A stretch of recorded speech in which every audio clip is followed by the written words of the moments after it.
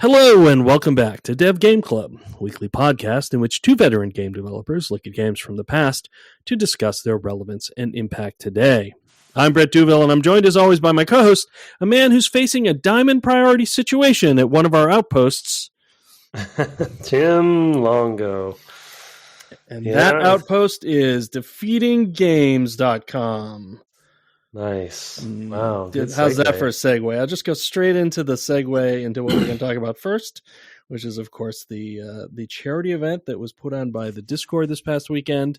Really came off without a hitch, as far as I can tell. A couple minor things along the way of just keeping the website up to date or whatever, but truly minor, no big deal stuff. They were in there moderating, helping each other, lifting all boats. They crushed their goals. All good stuff. Yeah, it was incredible. I mean, being a tiny part of it, the team that I kind of just, was seeing on the sidelines did such a great job pulling things together. It was very smooth. I feel like things are both expanding and improving from last year. I don't know if they plan to keep trying to do this. They probably don't know either, but, just a great effort and to crush the goal. I think, Calamity's dad helped quite a bit in that, but not to call it on him, but he donated a bit, but quite a bit. But a lot of great donors. Everyone pitched in. It was really a group effort, and I was just kind of humbled to be, even just streaming with everybody.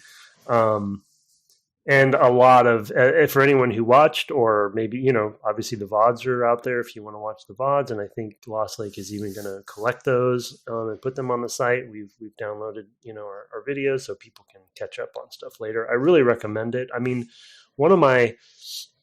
last year was wonderful, of course, too, and also exceeded expectations for them, I think. And this year beating last year.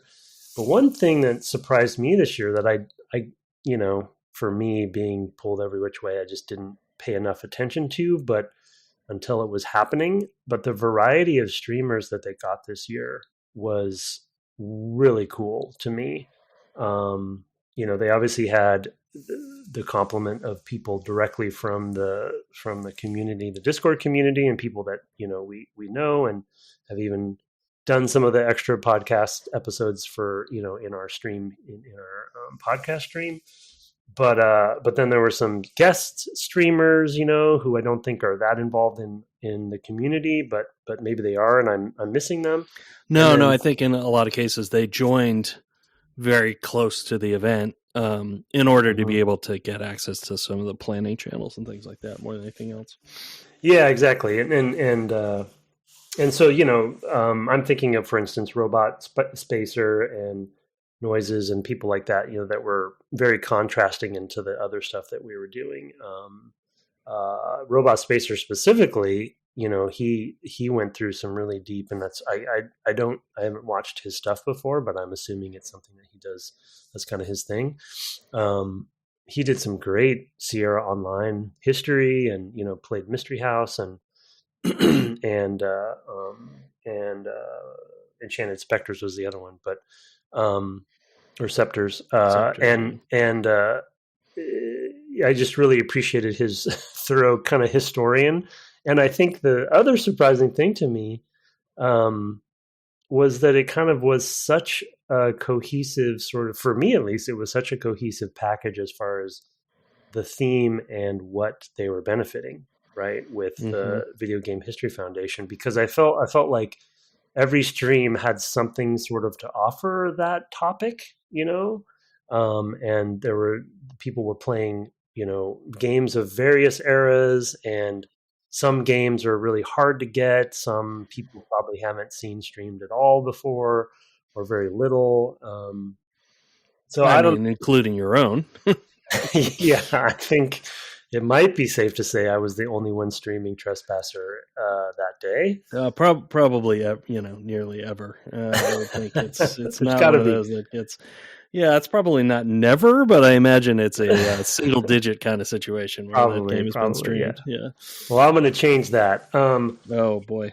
Yeah, and I don't know. I just feel like I was just really impressed with everybody. We even got developers coming on playing the games that they're working on right now. You know what I mean? And I don't know if you watched the Tower Song one with Omega. Yeah, I was lurking in there a bit. Entertainment. But like we were seeing the first version from 20 plus years ago that he did when he was in high school, or no, pre-high school, 12 years old or something, and now when he started the modern version. Like that's just such a really interesting and special way to play a game and stream a game. So I don't know. It was just there were two people playing the same game. Well, the remake of the game and the original game sort of split screen, more or less. I mean, one was smaller than the other, but it was basically, look to the upper right and you can see the old game. Look at the lower left, you can see the newer game, much higher res as well. So it's made sense to do it that way. Yeah, that was super cool because they could talk about the differences, and they were kind of in the same area. Yeah, they tried to have the save games kind of line up, correlate to where they were both going, and they were both made in RPG Maker. I think he said just different versions. So it was like a really interesting kind of like case study or something. Mm-hmm. And plug for Tower Song, of course, but and then Kerbal, like we had a literal, aerospace engineer who is also a streamer, and playing Kerbal like the way it's supposed to be played, I think, successfully launching without an explosion. There were some snafus, I think, that caused some fun, but the Kerbals did make it to the equivalent of Mars. But it was just like he was explaining what he was doing, and that was Sol 10. I think his name is Andy. But at Sol 10 if you're looking for him. So it was just such a variety, and I really give kudos to the organizers for finding that. And then of course you have the Kaons of the world, and doing these speedruns. Calamities was Kyle and Error with his Kyle and Error. I think 4 hits going for the true ending. Yeah. I watched the whole. I actually watched almost everything. Yeah, except when I was asleep. But I probably overdid it because I was on too much, but. We had a Might and Magic with Ageless run, and of course Lost Lake did. I don't even know how to describe what he did in Minecraft, but he did a speed run with beds. Killing. I'm still not even sure with beds. Yeah, what was going on there, but it's sort of like he fears nothing in Minecraft. Yeah, going into the Nether and in that way. So. Yeah, he had a whole ton of beds, and he was basically throwing it at the Ender Dragon's face, I believe. Is basically I don't know what was it. Yeah, he was putting a bed on the nest, and then I think the dragon was hitting the bed with its attack or something, and then it was blowing up, and then he was. Oh yeah, maybe because it's some trick, I think. I believe is also specific to that version, because I've heard that's 1.16.1 or something, and I think somebody had written an email or commented in the Discord about that specific version for speedrunning, like that's the one. That's the one they used to speedrun on. So interesting because of that, because of the height stuff he was talking about probably too. But yeah, and it was just really obviously he was playing. Because we were playing, and I know he's on and he showed off actually the community server some too on the cast or on the stream, but I thought it was really interesting, good example for anyone who listened to the series for the podcast, because we talked about seeds, and he has a seed that he was playing over and over again for the speed run, and it never even occurred to me when we were talking about seeds that there is an additional purpose like that where you actually want to replay, it's like a saved state of the world, and you want to replay that world and know where everything is, because it's a seed, so it's always going to be in the same place. So I just didn't even think of that, application. So yeah, it was a really wonderful event. And then watching Kaon do what he does, also always humbling. Yeah. And then thanks to Belmont I kept saying, that there's a way I play video games, and it bears no resemblance to the way Kaon plays video games. And he'll say, I mean, his thing about playing, all his NES quest, right, is like anybody can beat these games. I'm like, that's not actually true. I could not do. I'm already at a point where I would not be able to do that. Even if I had the time, which I certainly don't. But if I just like. My hands can't do that anymore. So I know there's a lot of muscle memory involved, and presumably one could train one's muscles to do that. But it's been a long time since I've done anything quite as difficult as that kind of very specific sort of timing and, knowing all the patterns of all the whatevers, bosses and things. That's not me. That's just not going to ever happen for me. It's fine. It's fine. I've made my peace with it. Yeah, I think I feel like he's trying to promote to your point, it's a time thing, because if you put time into it, anyone can do it. I think is maybe his point, but it does take time, and you have to play it over and over again. But on the stream, Spelunky came up, and not that that's a memorization thing, but you do play that every day, and I do, and you know how good I am at it. I know. I'm not good at it. It's ridiculous how bad. Same thing with Kyle. Watching Kyle play Hollow Knight, which is I've gotten a good chunk into twice now. I'm actually wondering if my cloud save is still there, so I might actually get to go back to it. But anyway, yeah, it's just like I watched him play that game, and I know he played. I don't know if it was he played for the best ending. So he did extra stuff. The true ending. But there's some sections where I'm like, oh no, I'm not going to finish this game. There's no way I can finish this game. Look at what he's doing right now. Yeah. But like the saw blades or whatever. So maybe I don't have to do those sections. But anyway, we digress. I did miss Mystery Dip, so I have to go and watch the VOD on that. That was too early for me. Yeah, that was like 6 a.m. for you or 5 a.m. or something. Yeah, just quite early. And yeah, thanks to Belmont, of course, for hosting us and our nonsense. That was a clever suggestion. Yeah, I really enjoyed that. I mean, I could have gone for quite a while. I had a lot of memories, and they were all kind of pouring out, and there were some that I had thought of beforehand and then just never really had a point to bring them up, and so it was it was cool. I mean, I don't even know where to begin with that, because if I get started, I'll just keep going. Right. I mean, I will say, I definitely had a lot of things where I was like, oh yeah, I forgot to mention XYZ or this person, or like I didn't mention Andrew and Chris, and just a lot of people who are on the team, or some of whom are no longer with us. I can think of like 3 people who were on either Starfighter or Jedi Starfighter who unfortunately are no longer with us. There might be more, but there's 3 that I know of off the top of my head. And I don't know, just a lot of memories came flooding back. And plus I had the notebook. So it actually brought back the whole process of like, oh yeah, this is where we were at this point in the process. And I can remember these specific meetings and how they were run. Tim Darren used to have like a clock that he put on. It was like, we're going to spend 10 minutes doing this, and then we're going to spend 10 minutes doing that, and then 5 minutes of this.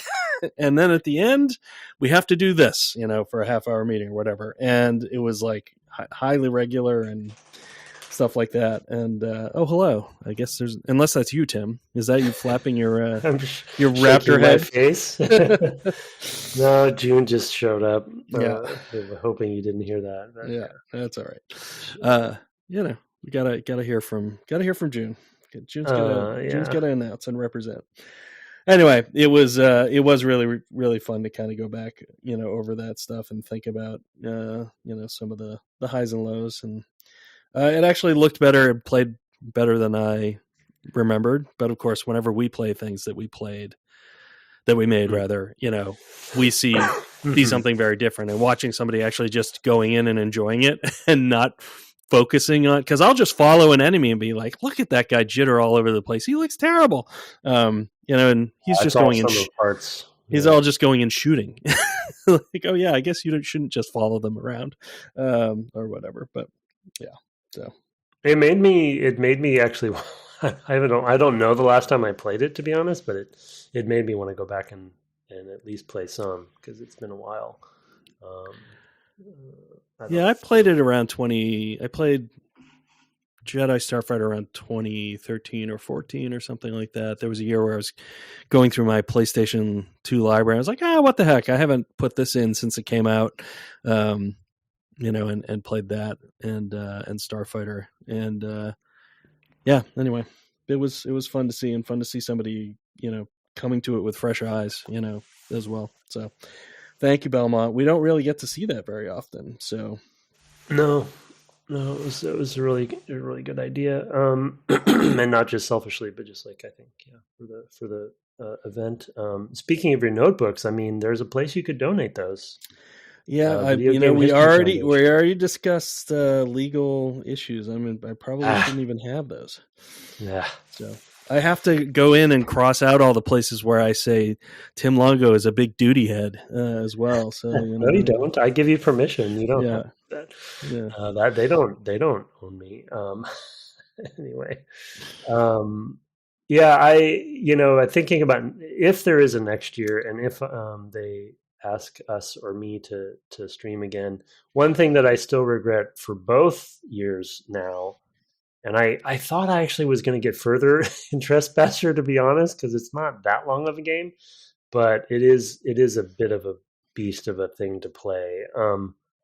I would like to set a goal for myself to play something that I actually could finish within the time and defeat. But it's going to mean I'll have to pick something that I have to play and practice a lot ahead of time, like Calamity did with his whole nonsense, which I didn't. I had forgotten that he had done streams of that in the past, which you mentioned. So he had many hours against that, which was a good choice. But I'm thinking about it. I don't know what that would be. It can't be something.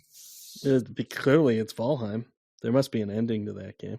Oh yeah, wow. I wonder what a speedrun for Valheim is like. Yeah. I think it's possible because the combat is such that if you're really, it's like Dark Souls. It's like what's the thing that Kyle does? The Souls level SL1. Yeah, soul level. Like an SL1 run. You could probably do that where you just have to be really good at dodging. But because basically you have to, I would think you'd have to take all the bosses out without armor. So, well, good luck coming up with that. Yeah, I'll think about that one. I think it's gonna. Yeah, I don't know if you've got that kind of time, but if you do, more power to you. So, yeah.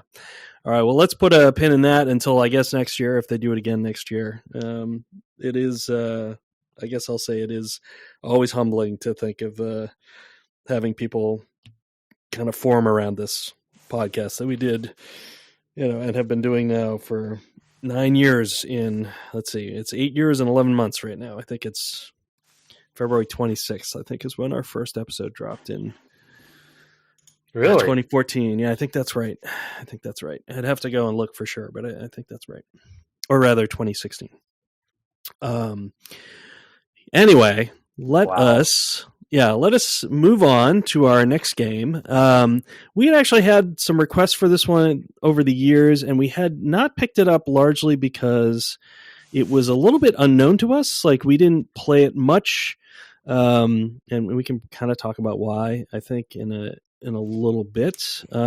It was a bigger success in Europe, which is a blind spot for us, for sure. There's some games that hit well in Europe that, for whatever reason, just didn't get the critical discourse here. I think that has been changing over the last long while now. But back in the 90s, and early aughts and stuff, it was sometimes difficult for European made games to kind of cross over. This one came up in connection with Minecraft, oddly, because we were talking a little bit about the technical uses of voxels. And one of them, because I was like, yeah, I know there was a thing where people were using them back in the 90s, but I don't remember why. And I looked it up and we talked about it in one of the episodes. It was for terrain rendering, because traditional terrain rendering doesn't support sort of overhangs and, sort of cliffs that don't have like a straight vertical face or like slanting face. But that overhang in some way, or like if you were to have bridges or something like that, natural land bridges and things like that, you couldn't represent that with a height map, and so you'd have to use models, and then that gets into a whole different cost, etc. But there was a period of time, and you had mentioned Delta Force, and I don't remember if we mentioned the game we're playing, which is Outcast. So I had really no memory of what Outcast was because I don't think I ever even played a demo. You had a little bit of experience with it, maybe? Yeah, when it came out, I don't remember if I purchased it or not, or if I borrowed it from somebody. But I played the opening and probably a little bit into the first section, which is ironically where I am for this session. And I have a vague memory, we'll talk about it, but just such a weird game. And the voxels are very interesting, but I think at the time they might have been too interesting for me. Like they kind of threw me off. I was like, I don't know, what is this? It was just such an interesting thing, and I'll talk about it in a second, kind of putting in context for the rest of the games around the time. And so I fell off of it. But it's definitely a time capsule situation of some kind. I don't know. Yeah, for sure.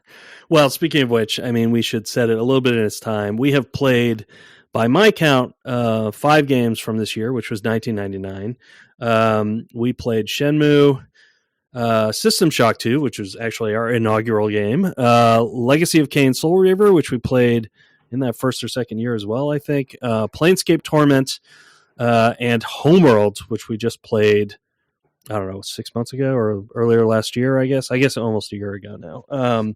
So those are some games that we've played. I might have missed one because, sometimes we, depending on when we did them relative to the last time we got a drop from Johnny Pockets of our timeline, sometimes things slip through the cracks. So I apologize if I've missed any. I wonder if he knows how much you use that time. I do. It's for every time we start a new game, I'm like, well, what came out this year? And then I go and I'm like, I go find that game when we talked about it. I'm like, okay, so here's a list of games that came out this year.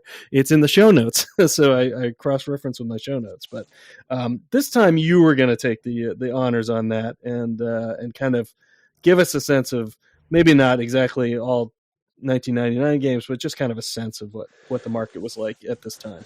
Yeah, and as so I'll talk about Infogrames in a second, but one thing that occurred to me while I was playing it was, because it is such an artifact of game development in so many ways because of the choices it made, and we talked, like it a little bit reminds me of the conversations we had because we played Civilization and Populous.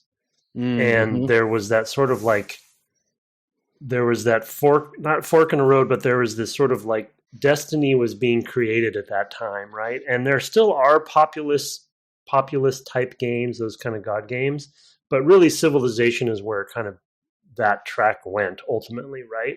And there was these experiments, especially in the 90s, being done in all these different genres, and some of them won out and some of them didn't, for various reasons. So that's why I think this game is even more of an artifact, because we have a hard time thinking of other voxel-based games.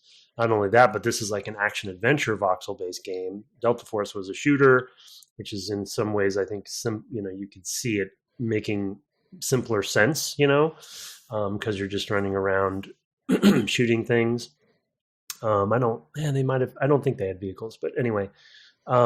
So I was really interested as I was playing, like, wait a second. So if I put this in 1999, what other action adventure third person-y type things were out there? So, as you know, from these games we've played on the podcast before, Ocarina of Time was out and winning awards, multiple Tomb Raider games.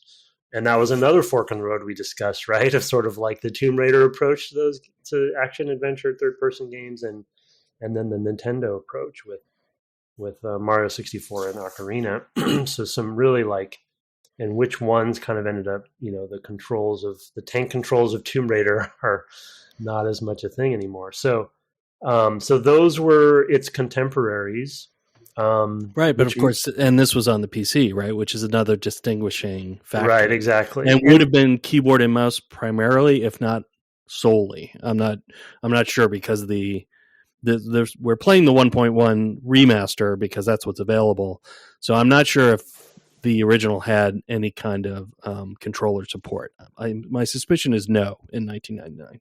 Well, I feel like the version we're playing, even when it tells you how to do things, it's telling you keyboard commands. It's not actually translated to right. Yeah.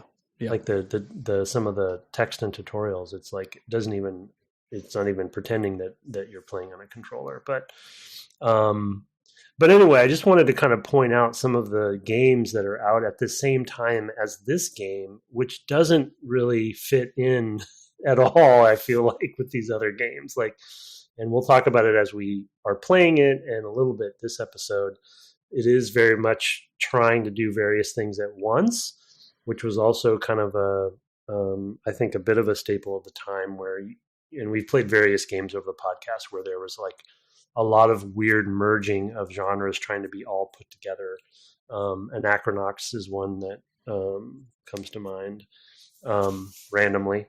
Kind of gives me a similar vibe, but is doing different things. That was the name of it, right? Anachronox? Yeah. Anachronox. But even Metal Gear Solid was out here in that time too. So it was just a really weird time for third-person action adventure games, and then you throw this one in there as well, and you can see the influences, but you can also see what maybe probably ended up working and what ended up resonating with people, and then what didn't, and what isn't, picked up today. But I have been, at least so far, appreciating how much is going on in the game, and how I think I thought of it. In fact, even on GOG, it's categorized as a shooter. I think inappropriately, but I've been surprised at how much is going on in the game when it comes to quests and dialogue trees and world structure and stuff. So we'll get all into that in future episodes. But yeah, that's the contemporaries. And then on Infogram, that was, though many of you may or may not have heard of them or remember them, they were one of the bigger players at the time. We talked about this in pre-show. They did have a lot of acquisitions. But also as of today, they have purchased or merged at some point with Atari.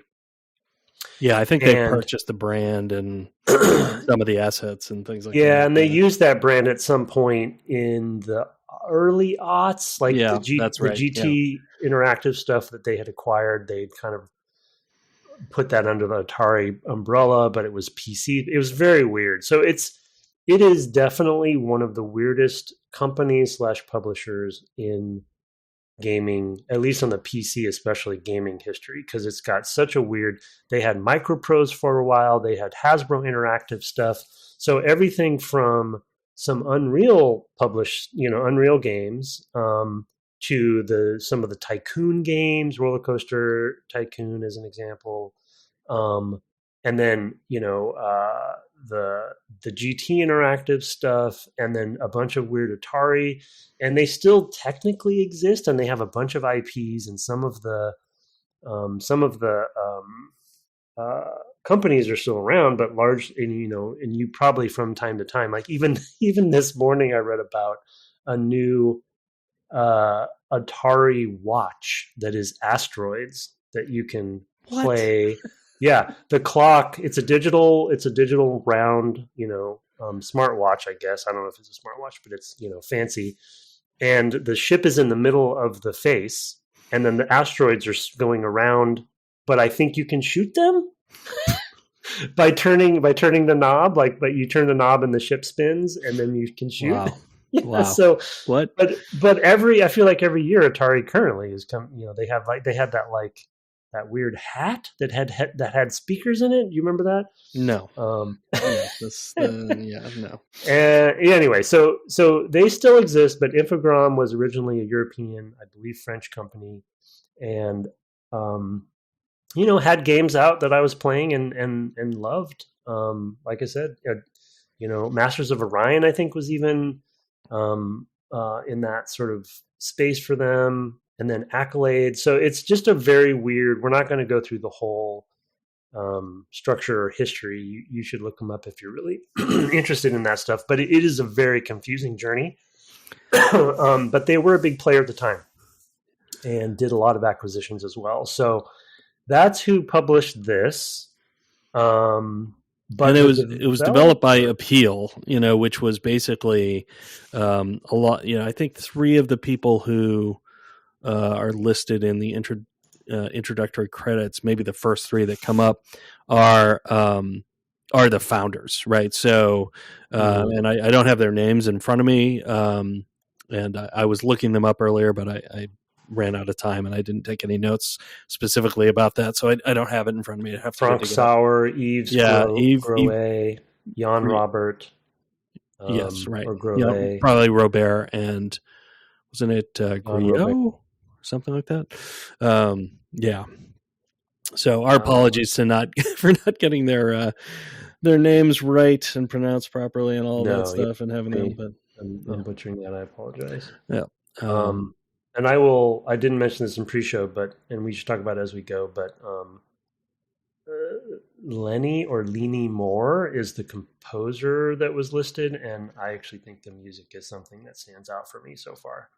Oh yeah, I would agree with that. Yeah, we should come back to that in another episode, we'll do it in the future, I can focus on it a little bit more. In fact, I'll make a little note of it here. So it's very Star Warsy. I think of the era. I think it's actually elevates the game quite a bit. The music does, in my opinion. One thing I will put a pin in is something also to discuss is the other game that kind of came to mind in my sort of surprise at what's in this game was Beyond Good and Evil. Yeah.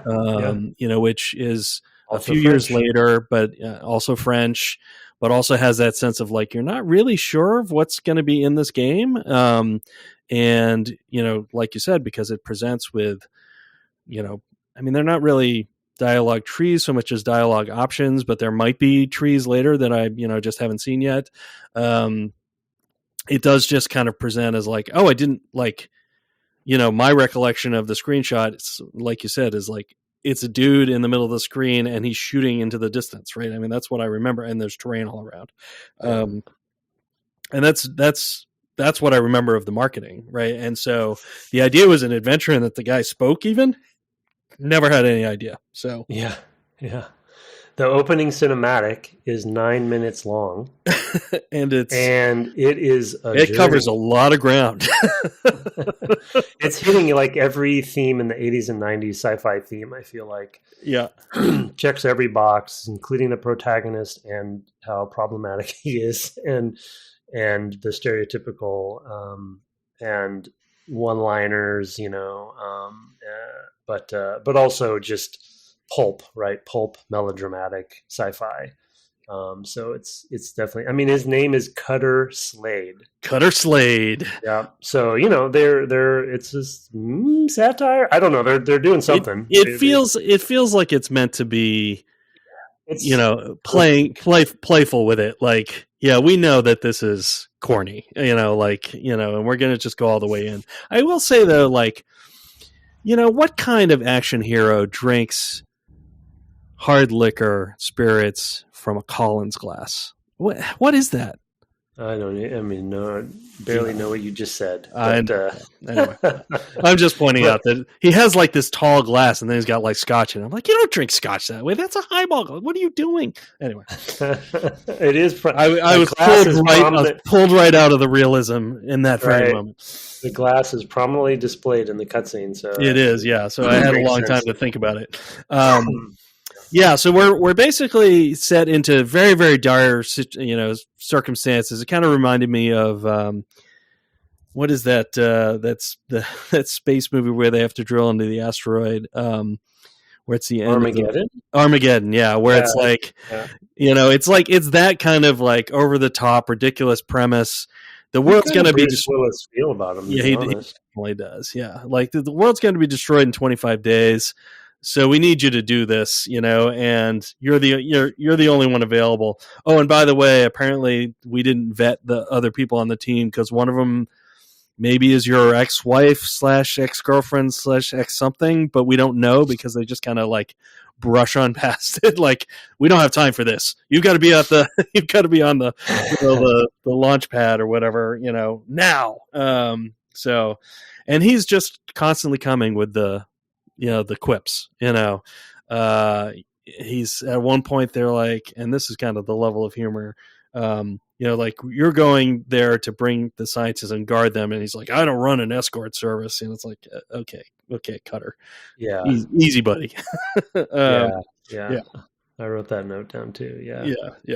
I mean, I agree with you. I think they're leaning into what they're doing. I think it's intentional, but it's how sometimes those intentions don't hold up for me as well as they could, but later. But yeah, I mean, it has all the problems that like an '80s Schwarzenegger movie has, or exactly. Or Stallone or whatever. So, take that as read, and there, it's just as campy as well. There's a point at which they've just gone from like this comically evil like scientist who developed some part of this device that opened the rift between universes because superstrings ? And then they go to like the scene with the military brass, and there's literally snare drums playing like dut dut dut dut dut dut dut dut, like very A-Team, whatever. Yeah. I'm just like they're hitting all the notes in terms of like their pop culture, origins here for sure. There's even some like, Ming the Merciless vibes with the zoo, I guess his name is. I got that kind of vibe too. And you mentioned an influence earlier as well in terms of the story. It also gave me John Carter of Mars, Edgar Rice Burroughs feel to it as well. It's called Outcast, right? And the whole string theory thing, and they figure out a way to go between dimensions, and of course it doesn't work out, and so now they have to close the rift, all that kind of stuff. But as soon as you wake up in the game after the cutscene in real time, in the real time engine, he is a stranger in a strange land and all that kind of stuff. And he's John Carter of Mars, right? Trying to figure out their culture. And I don't think they explain why they can speak English yet, or if they ever do, or maybe I missed it, but, talking to them, but they obviously have all these different, nouns and proper nouns for things that you don't understand. In fact, they have a lexicon in the UI, and the actual, your AI assistant HUD thing tells you when one is added, but as you get these terms from this alien world, they're added to your lexicon, so you can refer to them because it's a lot. There's no way you're going to keep track of it. It's proper noun soup. I mean, it reminded me. I don't know if you saw the David Lynch, R.I.P. by the way, David Lynch Dune in the 80s. I did back then, but right, yeah. But when I went to the movie theater, they were handing out a double-sided glossary of terms for that movie. Of like, well, when they say this, what they mean, what they're talking about is that. Because I didn't see it probably opening weekend, and I think they realized like people are not connecting. They don't know what's going on. Because there's so much proper noun, junk, sci-fi, mishmash, stuff that's really easy to parody. I honestly have found that to be the biggest barrier right now for me is that. Yeah, you don't have any. None of this means anything to me, and so, at one point I was writing down the terms, and I'm like, you know what, I can't. I just can't. I have here's a few. Feyran, Shamaz, Croax, Shamars, Yod, Ulukai, etc. Talanzar, Modazar. I was just writing these things down, and I'm like, what is any of this? And then it's like, well, what's the difference between Talanzar and Modazar, which I guess are places? And they're like, well, they're both ruined and wastelands. And I'm like, why can't you just say that? The East Wasteland and the West Wasteland. That's all we really need. So yeah, it's World in terms, building. in terms of world building, to it's make a world. Yeah. I mean, that's a common, thing with science fiction going back even to the like golden age of science fiction of like the 50s or whatever, of like, you have to make up a bunch of terms, to describe the things that are going on, and you kind of uncover and get immersed into that space over the course of even just a few pages in the case of a short story. I mean, how much they give you depends, but it became, it becomes easy to parody, at a certain point where it's like, well, every other word is a word I don't know, and doesn't mean anything to me. And it makes it very hard to be able to grab on and know what to do with all of that. But well, rest assured, if you go into your interface, there's a lexicon where you can go through and read each of those things. I mean, it's a forerunner of things like, the Mass Effect was the one I was thinking of. I mean, that's also present in something like Civilization, but that's much more mechanics.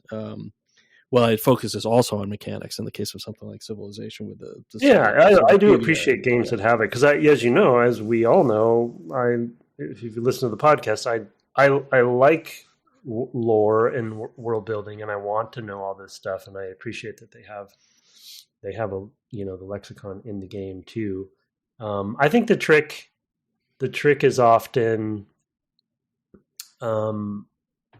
you're onboarding to it. And I think in this case, an Outcast case, because of, I guess, the device they're using as far as waking up already in the John Carter style, which is actually an interesting example to all of this, is my memory, though I haven't read one of those in a long time.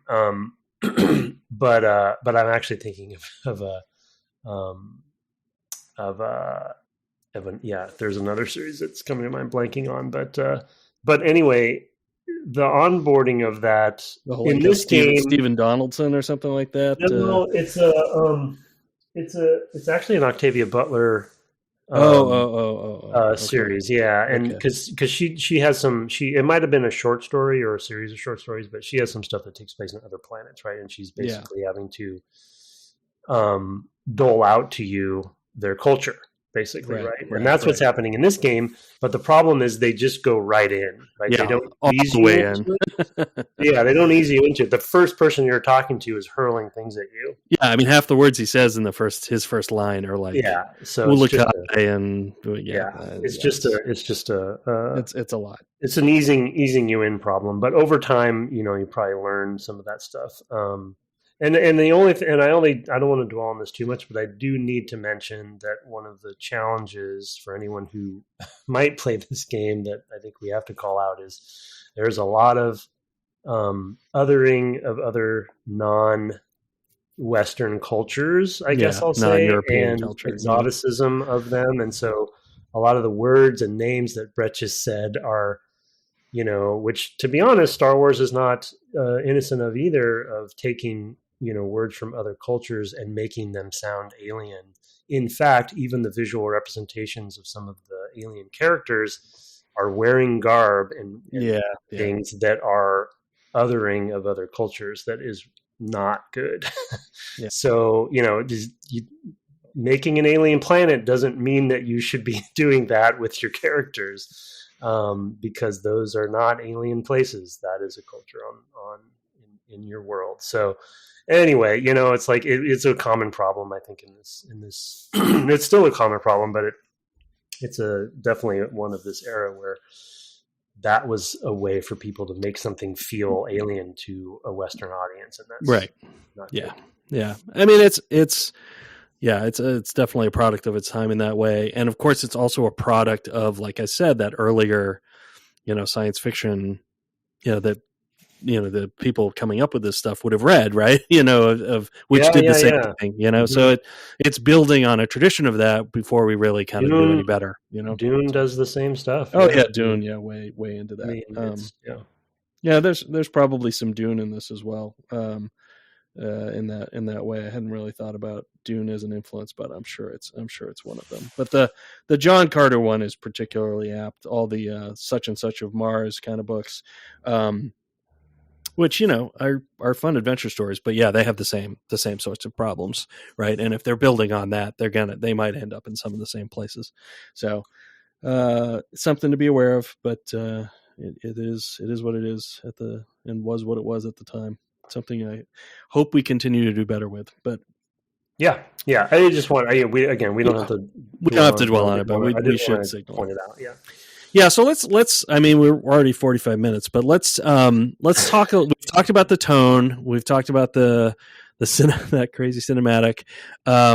We've talked a little bit about more adventures. Maybe we should talk a little bit about just what we're presented to. I mean, I really only played the tutorial because I didn't expect a 9-minute cutscene for one thing, and it also because there's a lot more adventure there than I thought. I actually was spending a lot of time just kind of walking around and exploring the world of the little, starting place, which is not very large, because I was like, oh, this is not what I expected. Like, it's deeper than way deeper than I expected. So, the thing that I noticed first, was that there were more verbs. You can talk to people. There's an inventory that is more complicated than Doom, say. There's crafting. Which I guess you haven't seen yet. I have not seen, but I've seen that I've been picking up resources, and I think exactly. it kind of tells me. Yeah. So I know that that's coming. I haven't really done anything with it at all, but I've picked up green crystals or blue crystals and red crystals and metal and things like that. So there's that, and then they also basically this the first person you speak to who talks about how you're the person of the prophecy or whatever, again lore, and like the chosen one kind of narratives that we love so well. He basically says, well, go find my son and he'll test you on some things before I let you out into the wider world. And I'm like, okay. There are no identifiers to differentiate these characters who, for reasonable technical constraints of the time, basically all look more or less the same. It's kind of hard to know which one. So I ended up talking to a bunch of characters and learning things. And, the last one I found was Jan, I think his name is the son. And by that time, at a certain point, I've been like, you know what? I'm just going to kind of wander around a bit and see what else there is here. And I found that, okay, there's a thing over there that I can't get to unless I can jump. And that's how I discovered I could jump, which I liked. I was like, oh, I didn't know I could jump in this game. Yeah. I hadn't tried it. I hadn't tried all the buttons yet. I have been trying to play with a controller because I prefer that. But when I first started playing, I was playing with a keyboard. I have no idea what the jump button is, probably space bar, but I didn't, because I have this weird split keyboard. It's not comfortable actually to play keyboard and mouse and hit the space bar because the space bar is on my right hand, which is on the mouse.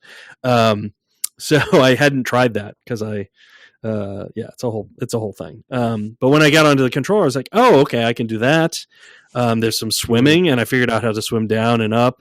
And the only thing I hadn't discovered was crouching or sneaking. I guess it's kind of a crawling thing. Crawling, they call it crawling. Yeah. And that's way more verbs to traverse the world than I expected based on the materials I had. That I had remembered. What was your experience? Yeah, I mean we also forgot to mention there is technically, and they advertise it as such, there is a first person mode, so you can go into first person. Oh, I did that as well for the shooting contest. Because you can't see the radar dot or the laser sight unless you're in first person, I think. Oh no, I can see it in third. Oh, you could? Okay, I just didn't notice it when I was in third. Yeah. Well, at least for on my version, I can see it. But who knows? The little opening area is pretty cool because it's a great introduction. It is. I find this, you find this out of the next section, the next level, even more so. They're leaning into this concept, and I assume, and I would hope that it's the case, and appreciate that it's the case, that in this John Carter way, you're kind of thrust into this alien world, and you don't know anything. your kind of heads up display doesn't know anything either. And so the fact that they don't mark your quest giver, or your quests on the map, Yeah. where even though you have all this digital, kind of capability, so to your point with the son, it's like, go see my son. They don't give you any indication of who that is or where he is or where they are. And then in the next one, it's even a bigger space with more NPCs, and you literally have to talk to people and kind of like narrow down who it is. That, like, someone says, "Oh, they're north," and you're like, "Oh, thanks. Yeah. That's great. That's great directions." Giving Morrowind vibes there as well. Yeah, exactly. So it's very much like you got to find your way. This isn't. We're not going to just place it on the map. The mini map is actually quite cool. It's a vector graphics, and I think rendered really, really neatly, and you can change the size, and it fits into the HUD quite well. So the HUD aesthetic I really like too, and the UI in general. I think that's really cohesive. But I really kind of I both love and hate those, like, I don't know where to go, but also having to sleuth it out yourself is kind of nice. But luckily in this first section, it's a very small area, but they give you a little bit of everything, so you can try everything out. And then if you talk to some of the other NPCs, you can actually learn a lot of history and lore about each of the levels you're going to go to. So there's three like people kind of meditating in one of the rooms. Yeah. And each of them tell you about all the different, regions. And so basically by the time you leave using this sort of teleporter thing, which is very like Stargate looking. Yeah, very Stargate. That's a good pull. I was trying to remember what it was that it reminded me of. Yeah, I mean, they kind of got everything in here. Yeah, they really do. When by the time you leave the area, if you've talked to everybody and done everything, I do think you have a pretty good understanding of things. Of course, keeping track of it and remembering it all is not possible, but they at least tried to kind of I think it's a good opening. And the voxels are cool. The snow, it's a snowy area. It feels like the audio design's great. Yeah, it feels like it's crunching under your feet. Crunching, but of course snow and voxels kind of goes together because it's, it's kind of got that same volume feel to it. So I don't know. It is. The difference here with the voxels is, of course, in modern days, playing this with it, again, a remaster that was done in 2014, they could basically crank up the voxel resolution really, really high. One of the benefits of using voxels is that you can do that like dynamically change like the resolution of your voxel grid. So I mean, I don't mean necessarily that they'll do it dynamically based on performance, although you can. I don't know if they do that, but it does mean that basically, I think in the settings for this remaster, you can go in and be like, well, what voxel density do you want? And you could like turn it down. So if you turned it way down, you probably get something more akin to the 99 sort of look, and it would probably look a little more blocky and blobby. But I'll have to fool with that. That's interesting. Yeah. So it's another benefit of voxels because it's a grid. You can just kind of change the resolution of the grid. I mean, it's a 3D grid, but you can just kind of change that resolution, right? And even dynamically. And depending on how you are determining whether or not a space is filled, it could be just evaluating a function, for example, like a height map, but not actually a height map, but like a curve, like, oh, this slope is this curve. You can evaluate at every point and say, well, would there be a voxel there or not? And then if you change the grid size, you just reevaluate and put a voxel or not, and based on how it does on those tests. So it's one of those benefits of voxel, voxelization, I guess you'd say. It's sort of like rasterization, but voxels. So yeah, I think it's fascinating because I think it was a really good idea to suggest this game after Minecraft. Sorry. Because I feel like to a layman like me, I don't think I would have ever considered these two games in the same space. Do you know what I mean? Right, yeah. Because they're using voxels so differently. Yeah. and some of it is based on my memory of this game and Delta Force and stuff and like this. But then sort of like we talk about those sort of forks in the road and how some people in this era were trying to use voxels to prove that they were a good use of, a good way to do terrain or whatever. And as we know, terrain won out in other ways. In fact, playing Jedi Starfighter was an interesting kind of counterexample at the same time of how, and you even mentioned, right, like we wanted to do more. Pat Cirque wanted to do more in the next one, so we didn't just use height maps. We included models because you couldn't do some of the more special stuff. But that ended up winning out essentially. But then the weird thing about the fork in the road is it kind of comes back around in the form of Minecraft eventually, where voxels come back into the picture, but in a completely different way. Right. Yeah. And to use it for simulation as well as rendering is the kind of masterstroke there that I think makes a big deal. I mean, here is purely for rasterization or purely for determining where to put pixels on the screen.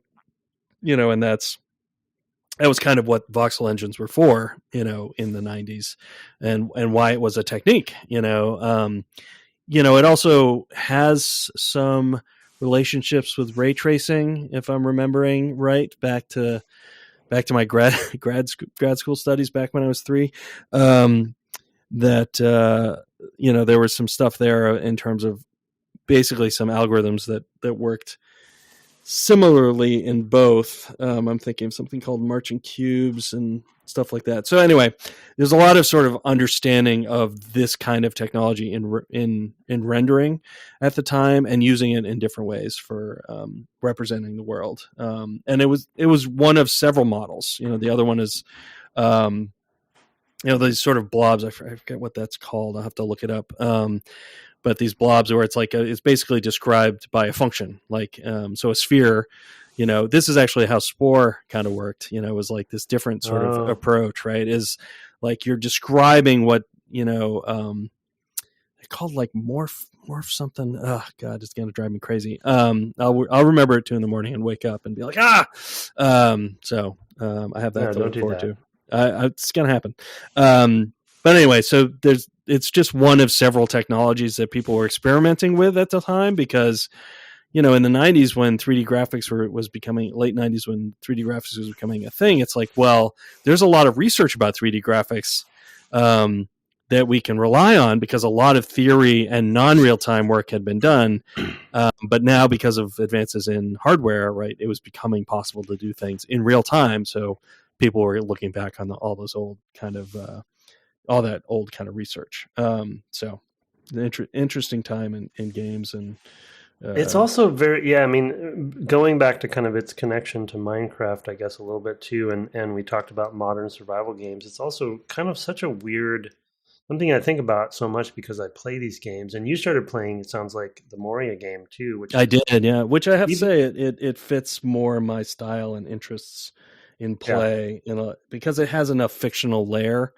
Yeah, it's got a linearity to it, almost. Yeah, and a little bit of linearity as well. Yeah, it's like there's clear goals, and like I know what I should be doing and why, and it's neat. Yeah. And I would say it keeps getting better too. So, but that one's a really interesting one to the point of just voxels in general, I think, and some of the examples of what you were just talking about, of like techniques that people were trying to experiment with, and then you brought in the simulation aspect for Minecraft.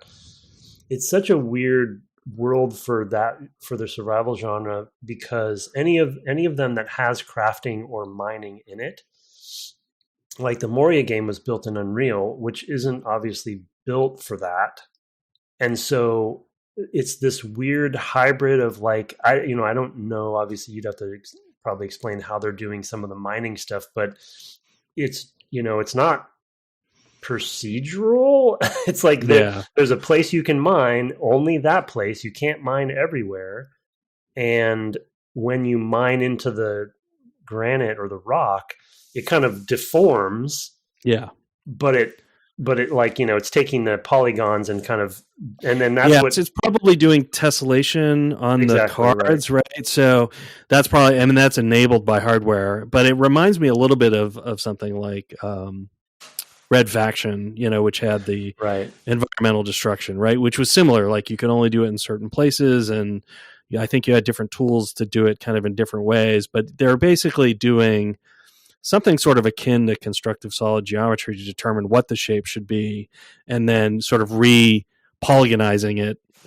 If I can totally make up a word, but turning that into polygons, I get it. from the curves, basically evaluating the curve, right, to come up with what the polygons are from that constructive solid geometry. So that's another technique, right? That was the technique that was used for Tron. Like I can go on about this stuff forever. It's like because Tron is constructive solid geometry. At least not for the wireframe, but for like the bikes and stuff like that, where it's, they're literally just evaluating a surface and they're rendering all the points on the surface. And then they're doing the lighting based on how the light would interact with that point on the surface, because they know what, the tangent would be and the normal and all of that stuff. And they're, all of that stuff, all that math goes back a long ways. None of that is new. So, yeah. Well, and it's just so funny because yes, there were definitely the copycats for Minecraft, and not to bring this back to Minecraft again because we're talking about Outcast, but and there were some that were using voxels in literal terms, and but not many. But ones like Valheim or Enshrouded or Moria, Valheim was built in Unity, right, and the entire terrain can be mined, but they have kind of a combination of models within. So they have some, but it's also seed based. So it's like it's procedurally generated. And there is obviously a bedrock kind of concept where you can only go so deep, but it's the same tessellation kind of thing happening, right? Enshrouded is the same way. Like Enshrouded is also kind of linear in a way, or it's open world, but it has like a story. But you can only, interestingly, I don't know, I think their engine might be custom. When you mine something, the next day or the next time you load into the world, it will be rebuilt, except for in your town.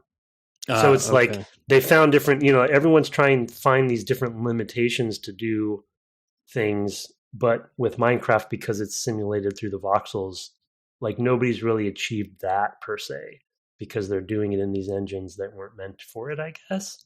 Right. I don't know. Yeah. Yeah. Enshrouded does have its own engine called the Holistic engine. Well, their mining is not holistic. I will say that because I believe it regrows after the next set. When you come back after the next session. And to your point, the Moria game is UE4, so that's an Unreal engine. So it's like covering the gamut, and everyone wants to make that kind of game. They just, and they're using the engine they're going to use, but they're finding different ways to solve that problem. Yeah. It's just fascinating. Yeah, it really is. Anyway, we will discuss additional fascinating topics next week. But for now, let's turn quickly to an email. We have one. It goes back to a game we played a while back, so the game is not super fresh, but the question was an interesting one, so I thought it was worth taking it. It was sent, of course, to devgameclub@gmail.com. So you go ahead, sir. All right. Some belated Heroes comments from Claudio. Yeah, Claudio, probably. Claudio. Sorry if I butchered that. Hi, Brett and Tim. My name is Claudio.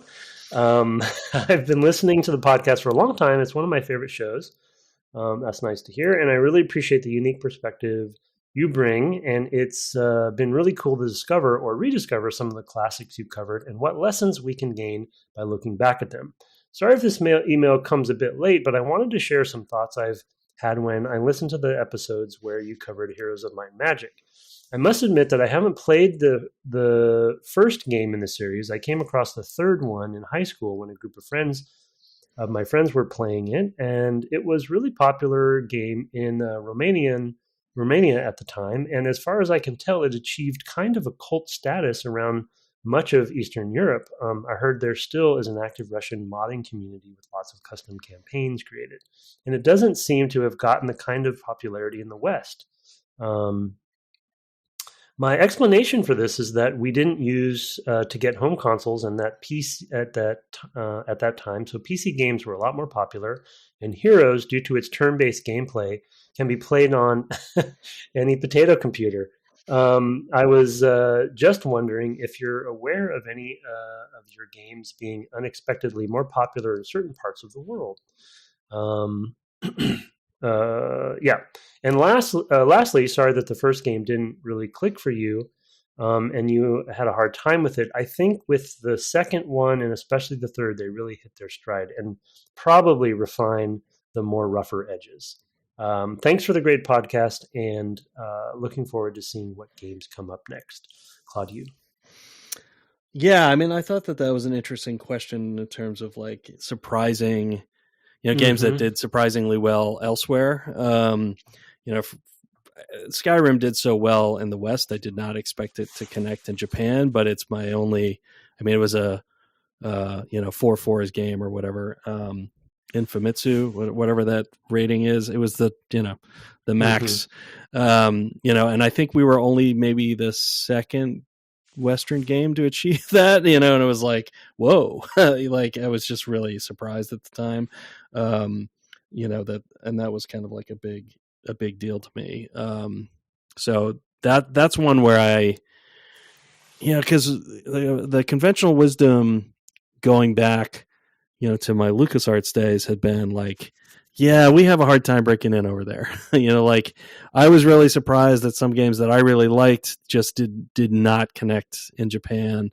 I'm thinking of like early Insomniac games and things like that, where I was like, yeah, this is great. And then they just didn't like them, in Japan. I was like, I don't understand why not. So then to have one that hit really well there, I was like, oh, that's really, that's really humbling and cool, and that's kind of like one of those things that I look back on really fondly. So that's one for me. How about you? Do you have any like surprising, like I didn't know that was really big in wherever? I guess it's four critics 0 to 10. Yeah, so 4 10s we had. 4 10. It's the 10 I was thinking. Yeah. No, I definitely should be better at knowing some of this stuff. There's the Video Game History Foundation that maybe has more information about. Alternatively, the one that comes to mind that I think we talked a little bit about is how popular Metroid is outside of Japan. Is I believe the case. Like it does well enough, I think, but I think the reason. Remember, we talked about that on the series. One of the reasons that they wanted to do Metroid Prime was because they knew that IP resonated, and obviously it impacted the genre they chose. But that's one that kind of randomly comes to mind. I think the other one that I usually use that blew up really big. It obviously was a big franchise in general, but I think it was at a whole nother level in South Korea was StarCraft. Oh, of course, yeah. That's not something we worked on, but yeah, for sure. StarCraft. Oh, yeah. Sorry, no, nothing that I worked on that I can think of would have. I was just looking up. I was misremembering. Skyrim was actually the first non-Japanese game to receive a perfect score from Famitsu. And there have only been 3. So, in the course of whatever number of years it is. So, yeah, like 27 years or something like that. So, it is it's just remarkable to me to think of that. I think the thing I was thinking of is that there are 3 major awards in the U.S., DICE, GDC, and the Game Awards, which have changed names multiple times, but those are kind of the big 3. And Skyrim did, got all 3 of those, and I thought we were the first that we were actually the second of that. And I think Uncharted 2 maybe was the first one to get all 3 of them in a single year. So that was another kind of like, I mean, Skyrim won a lot of stuff, but the one that I always think of as like the Famitsu was like, that was a big deal to me, knowing how rare it was to do that well, especially knowing that the Western game had not. So anyway. Well, thanks. Nothing particular stands out. No, Tomb Raider's not really big in the UAE or anything like that. No, well, I don't. That again, not that I know of. I probably should be better at knowing about that stuff. But yeah. All right. Well, thank you for the question. We do, generally speaking, we try to keep to the games that we've played recently, but that was, a case of a question that I thought was actually really good. Thanks for writing in, by the way. Yeah, especially if you're a listener from Romania. That's really, really cool. Anyway. We get your emails again at devgameclub@gmail.com. We also love to read your reviews on the air when we get them. We don't advertise this podcast in any way, shape, or form. So, you reaching out and doing a review helps us reach new listeners. You can find us on the web at devgameclub.com. And you can find my co-host twitching sometimes, often with a raptor head at twitch.tv/ Tim Longo Jr. with the JR at the end. I hope you wear that every stream from now on. You just put that. If I play Trespasser, I might. Yeah. People listening may not know, but I did wear a raptor mask while playing Trespasser. I think any game that has dinosaurs, you should. You should. Oh yeah. Okay. Maybe I'll avoid them then. After Trespasser. We also, as we've indicated multiple times, we've got a fan-run Discord. There is a link in the show notes, and of course, I think they're probably already started thinking about whether they want to do this again next year. Yeah, I think they might be regretting it too. A lot of work. It's a lot of work, but we appreciate them. Our intro and outro music was written and performed by Kirk Hamilton, commissioned by friend of the cast, Aaron Evers, and our logo, the merch store, our Discord, all by Mark Garcia. Have fun keeping track of the alien language soup this week, and good night. Good night.